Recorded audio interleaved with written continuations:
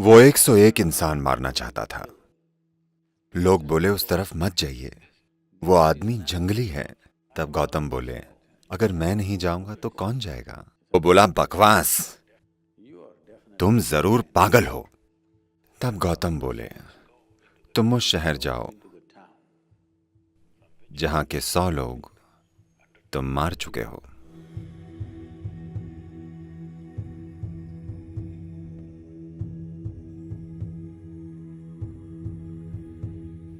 तो एक आदमी था, उसका असली नाम हम भूल चुके हैं। लोगों ने उसे अंगुलीमाल नाम दिया था।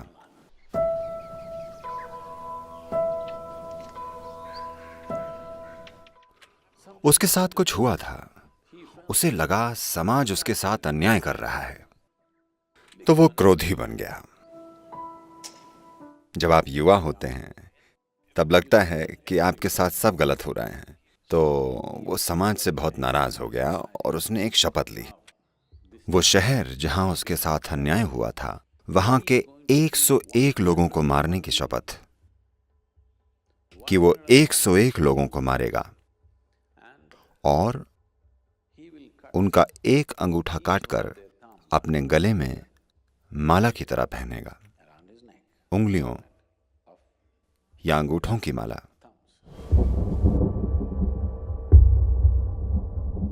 तो वो ऐसा करने लगा और लोग वहां जाने से डरने लगे। वो रहता तो जंगल में था, पर और भी कई जगहों तक पहुंचने का वही रास्ता था। लोग मारे गए। कुछ सालों में उसने 100 लोग मार डाले अपनी वासना मिटाने के लिए, और वो एक और मारना चाहता था। तो एक दिन गौतम बुद्ध उस नगर में गए। तब तक वो उंगलियों की एक माला पहन चुका था। लोग उसे अंगुली माल कहते थे, यानी जो उंगलियों की माला पहनता था। अपनी शपथ पूरी करने के लिए उसे बस एक और उंगली चाहिए थी।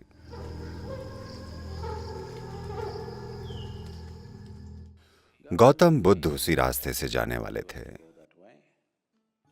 लोग बोले उस तरफ मत जाइए, वो आदमी जंगली है, वो इंसान नहीं है, उसे आप शिक्षा देकर ध्यान में नहीं बना सकते।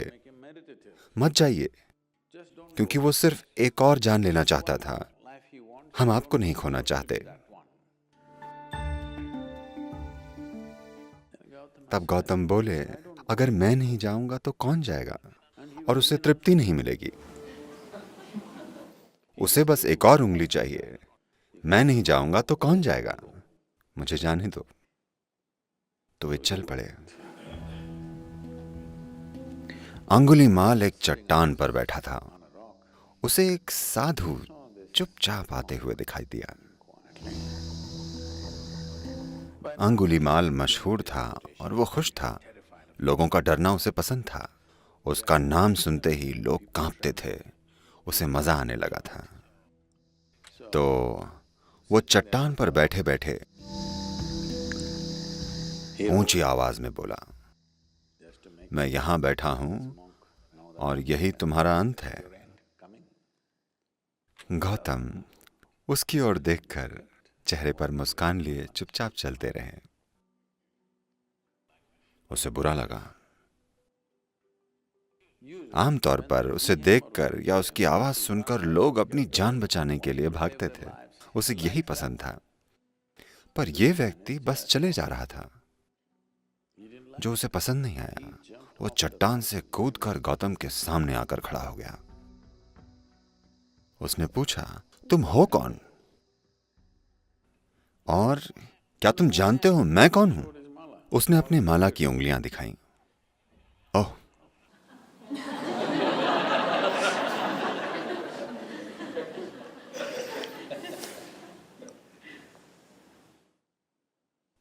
और तुम मेरे बारे में जानते हो?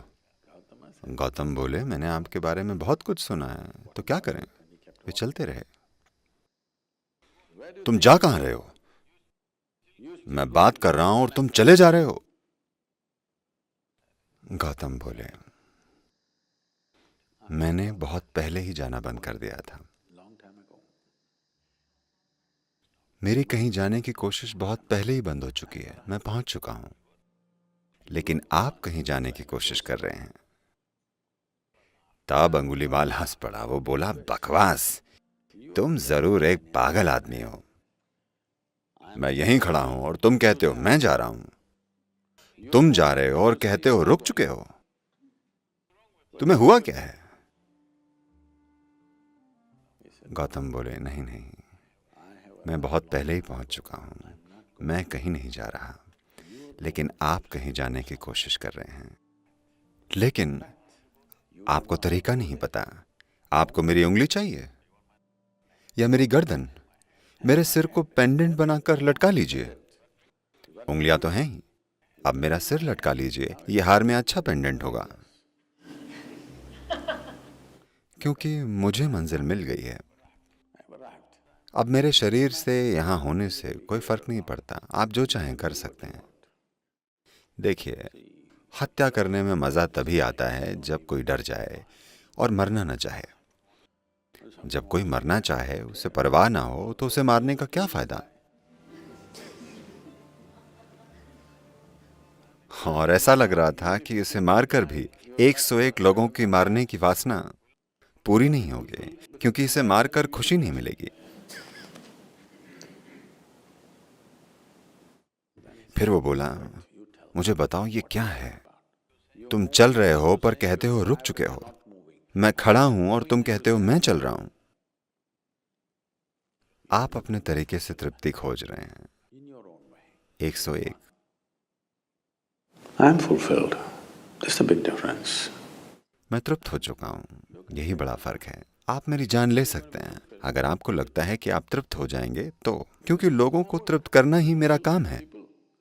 अगर ये इतनी आसानी से बिना शिक्षा के मेरा गला काट कर हो जाए, बस काट दीजिए। समस्या क्या है?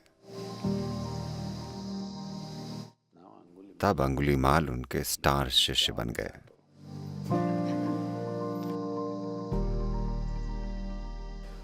फिर गौतम बोले, आप उस शहर में जाओ जहां के 100 लोग आप मार चुके हो। एक छोटे से शहर के 100 लोग, यानी उसने लगभग हर परिवार के किसी व्यक्ति को मार डाला था। तो गौतम ने उसे साधु बना दिया। गौतम के साधुओं को भिक्खु कहते थे। भिक्खु यानी भिखारी। तो उन्होंने उसे पीले कपड़े और एक भीख का कटोरा दिया। वे बोले, जाओ शहर में भोजन ढूंढो। तो अंगुलीमाल शहर में गया एक साधु के रूप में। लोग उसे देखकर डर गए। वे नहीं जानते थे कि वो यहां क्यों आया है। वे सब जाकर अपनी छतों पर खड़े हो गए, क्योंकि वे उससे डर रहे थे। फिर जब उन्होंने देखा कि वो बदल गया है और अब भयंकर आदमी नहीं रहा, तो वे पत्थर फेंकने लगे, क्योंकि हर परिवार के लोगों को उसने मारा था।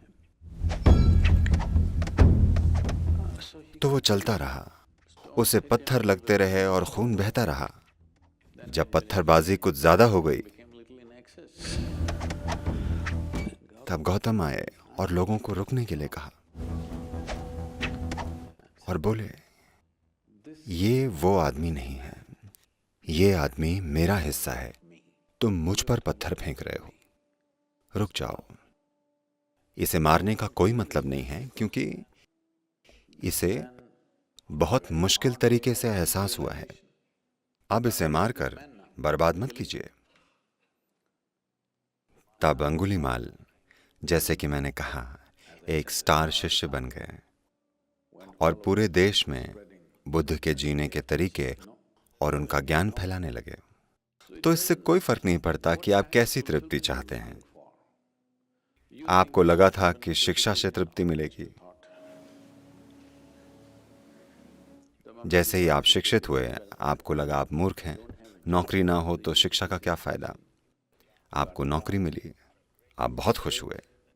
फिर कुछ समय बाद आपको लगा आप मूर्ख हैं। इस पैसे का मैं क्या करूंगा अगर मुझे मेरे सपनों की स्त्री या पुरुष न मिले। तो वो भी हुआ। कुछ समय बाद आपको लगा आप मूर्ख हैं। ये चलता रहता है। The desire is simply to expand. That's your desire. इच्छा यानी विस्तार की चाहत, यही आपकी इच्छा है। अगर आप विस्तार करने के भौतिक तरीके चुनेंगे तो आप यहां तक या यहां तक या यहां तक जा सकते हैं, पर इच्छा बनी रहेगी। अगर मैं आपको धरती का राजा बना दूं तो आप दूसरे ग्रहों को देखेंगे। अगर मैं आपको सौर मंडल दे दूं तो आप आकाश गंगाएं देखेंगे। एक आकाश गंगा मिले तो आप दूसरी आकाश गंगाओं को देखेंगे। आप ये या वो नहीं चाहते, आप विस्तार चाहते हैं। अगर आप इसे होशपूर्वक खोजेंगे तो आप योग बन जाएंगे। योग यानी खुद को टेढ़ा मेढ़ा करना नहीं है। योग यानी आप सृष्टि के साथ एक हो जाएंगे। अगर आप ऐसा अचेतनता में करते हैं तो ये मजबूर करने वाली इच्छा बन जाती है।